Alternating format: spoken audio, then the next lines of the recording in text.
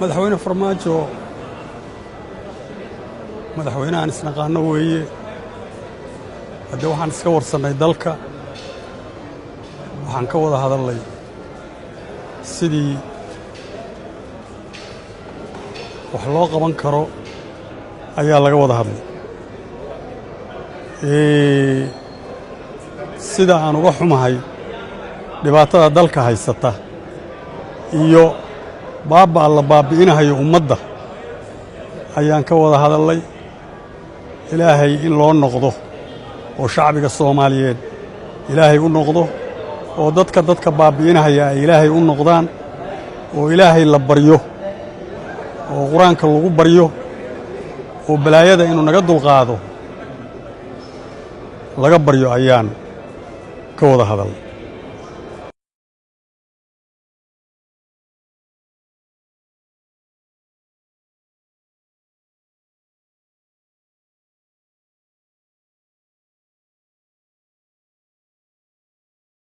shirkii u dambeeyey siyaasiyiin baa ka qayb gashay waa la socdaa siyaasigu ma aha arrintiisu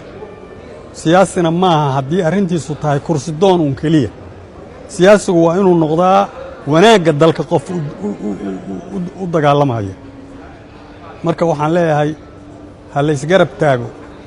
hadba dawladdii timaadda iyo tan hadda jirtaba ha la isgarab taago ha la toosiyo haddii wax ka qaldan yihiin ha loo toosiyo ha lala taliyo gacan iyo garab ha la siiyo dalku si uga gudbo xaaladda uu ku jirana ha laga shaqeeyo saasaan leeyahay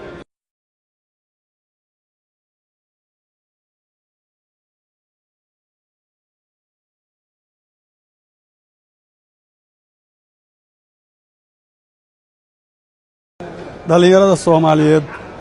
waxaan u sheegayaa hadda ka horna u sheegay oo ku celceliyey